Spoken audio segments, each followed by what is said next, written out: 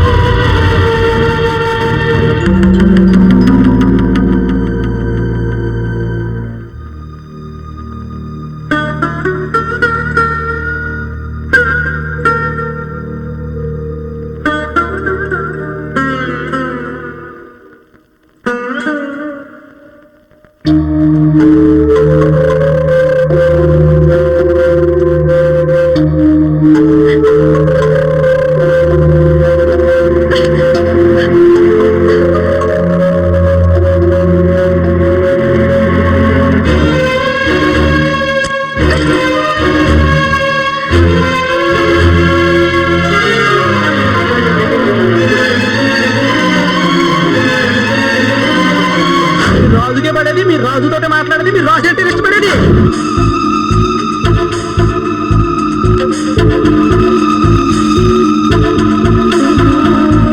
అప్పట్లో వాళ్ళిద్దరే సోపులు బాబు జైసుడు అనేవాళ్ళం కదరా.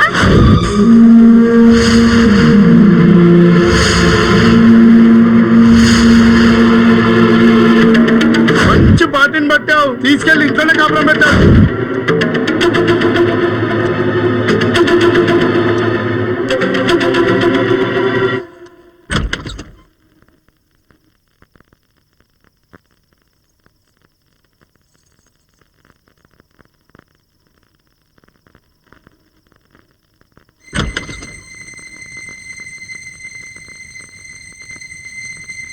నీతో మాట్లాడాలి.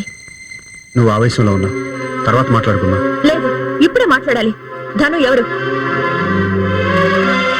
నా కళ్ళలో సూటిగా చూసి చెప్పండి. ధను మీరు క్లాస్మేట్స్ కదూ? ఒకరినొకరు ఇష్టపడ్డారు కదూ? అది ఒకప్పుడు. మరి నాకెందుకు చెప్పలేదు? చెప్తే లేనిపోని అనుమానాలు వస్తాయని చెప్పలేదు. అయినా ఏదో తెలిసి తెలియని లేత వయసులో, ఏ వయసులో వేసినా పచ్చబొట్టు జీవితంతో ఉంటుంది. అలాగే ప్రేమ కూడా. అంటే నన్ను అనుమానిస్తున్నావా? లేదండి, నా భవిష్యత్ ఏమైపోతుందోనని భయపడుతున్నాను. నేను ప్రాణానికి ప్రాణంగా చూసుకునే నా భర్త వేరొకరిని ప్రేమించారని తెలిసినప్పటి నుంచి నేనేం చేస్తున్నానో నాకే తెలియడం లేదండి. 10 మందిలో ధనుని కుర్చీలోంచి తోసేసి చాలా అనాగరికంగా ప్రవర్తించాను. అది తలుచుకుంటేనే సిగ్గుతో చచ్చిపోవాలనిపిస్తుంది. వీటన్నిటికీ కారణం నాకు ధను మీద కోపం కాదండి, మీరు నాకు దూరం అయిపోతారేమోనన్న భయం, బాధ. నువ్వు అనవసరంగా ఏవేవో ఊహించుకుంటున్నావు. లవ్ చేసిన వాళ్ళంతా వాళ్ళు ప్రేమించిన వాళ్ళని పెళ్లి చేసుకుంటున్నారా? అలాగని వాళ్ళు సంతోషంగా ఉండలేదా? ఒకరి గురించి ఎందుకు, నేను మాత్రం నేను మనస్ఫూర్తిగా ప్రేమిస్తున్నాను, సంతోషంగా కాపురం చేస్తున్నాను. ఒకప్పుడు గొప్పగా పెరిగిన చిన్ననాటి స్నేహితురాల్ని అనాథగా రోడ్డు మీద చూసి తట్టుకోలేక ఇక్కడికి తీసుకొచ్చాను. అంతేగాని నాలోనూ ధనులోనూ ఎటువంటి కల్మషం లేదు. కానీ మీరు ఇష్టపడ్డ వ్యక్తి మీ పక్కనే ఉంటే చూసి తట్టుకోవడం నా వల్ల కాదండి. నా వల్లే కాదు, ఏ భార్య వల్ల కాదండి. మీరంటే నాకు ఇష్టమండి. మీరు నాకు కావాలి, నాకు కావాలండి. దయచేసి తను ఇంట్లోంచి పంపించేద్దాం. భాను, ప్లీజ్, నాకు ఇంకేం చెప్పొద్దు. తనని పంపించేద్దాం, పంపించేద్దామండి, పంపించేద్దాం, పంపించేద్దాం. నేను చాలా తప్పు చేశాను. తనుని రోడ్డు మీద చూసినప్పుడు నాకెందుకు లేని వదిలేసి వచ్చేయాల్సింది. అప్పుడు తను బతికేది. ఇప్పుడు ఇలా అర్థాంతరంగా ఇంట్లోంచి బయటికి పంపించేస్తే తను బ్రతకడానికి, ఆ పిల్లడి చదువుకి తగిన ఏర్పాట్లు చేద్దాం. అంతేకాని ఇంట్లో ఉంచుకోవద్దండి. అనుమానాలకి తావిచ్చేదేది మొగుడు పిల్లల మధ్య ఉండకూడదండి, ఉండకూడదు.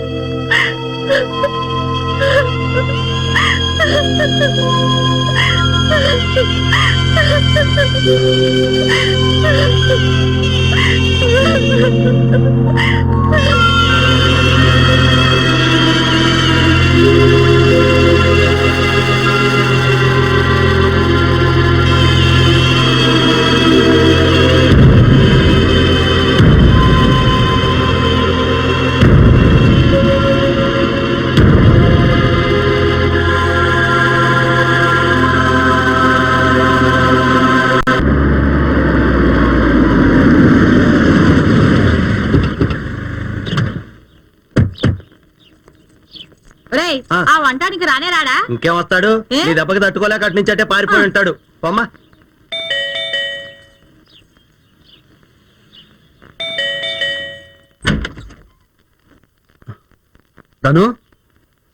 ధను, ఏంటమ్మా ఎవరు తలుపు తీరు? ధను, ఎక్కడికి వెళ్ళి ఉంటుంది?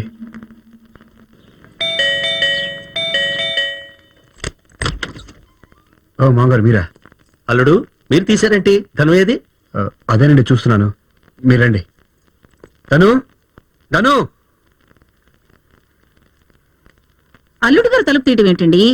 ధను ఏది? ఎక్కడో పనిలో ఉండి ఉంటుందిలే. అమ్మా, నువ్వు వెళ్ళి స్నానం చేయి. అలాగే. ధను,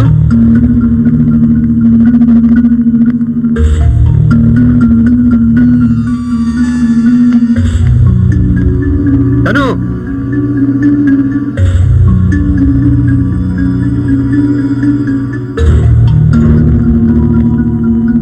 ధను, ధను, ధను. ఏమండి, ఏమైంది?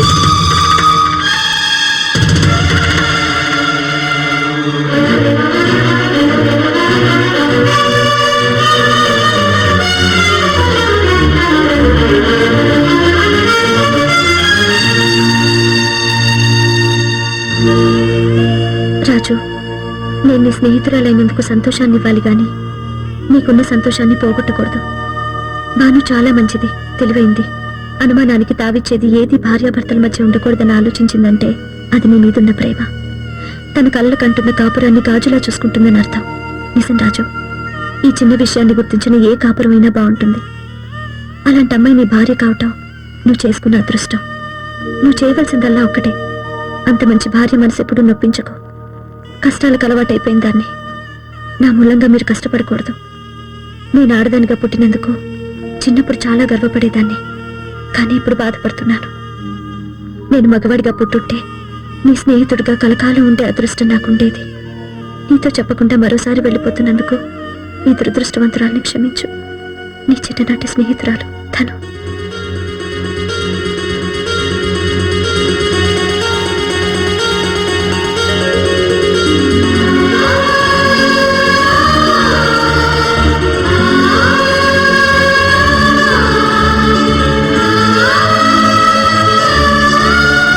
నన్ను క్షమించండి. ఈ స్నేహాన్ని అర్థం చేసుకోకుండా తనని మిమ్మల్ని చాలా బాధ పెట్టాను. ధను అనాథగా బ్రతకూడదు, మన ఇంట్లోనే ఉంటుంది. పదండి వెతుకుదాం.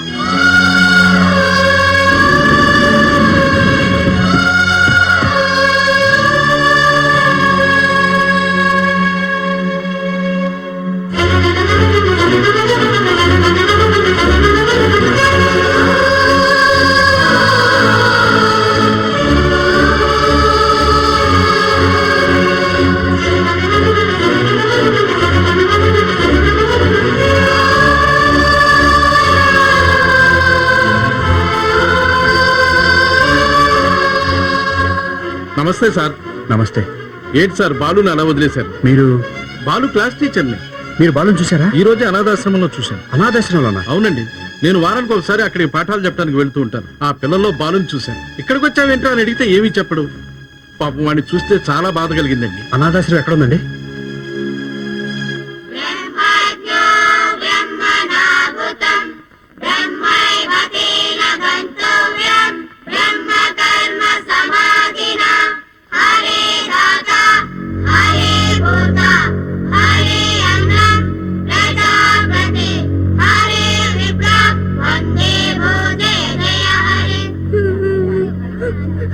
అమ్మా, ఎందుకమ్మా నన్ను ఇక్కడ వదిలేసి వెళ్ళిపోయావు? నాకు ఏడుపు వస్తుందమ్మా. నువ్వెక్కడున్నా వచ్చేయమ్మా, నన్ను నీతో తీసుకుపోమ్మా. బాలు, బాలు, బాగారు, బాగారు, బాగారు. ఏడవకరా, మేము నీకోసం వచ్చాం. అవునరా, నువ్వు ఇక్కడ ఉండొద్దు, మాతోనే ఉండాలి. నిన్ను అచ్చం అమ్మలాగా చూసుకోవడానికి మేమందరం ఉన్నాం. బాలు, మేడం, ఒక్క నిమిషం.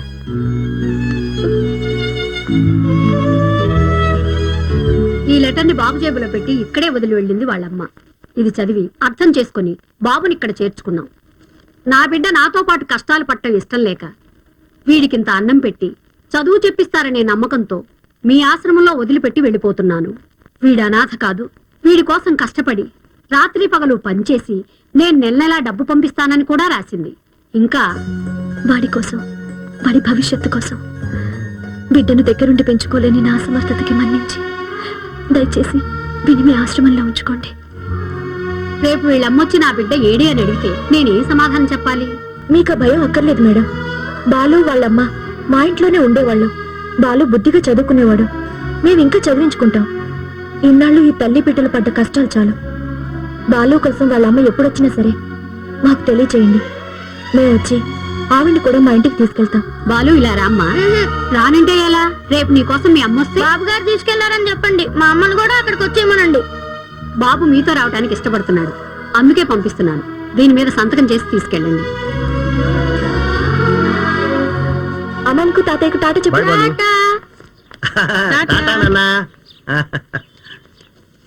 బాబు దొరికినట్టే ధను కూడా ఒకరోజు కనపడుతుందన్న ఆశతో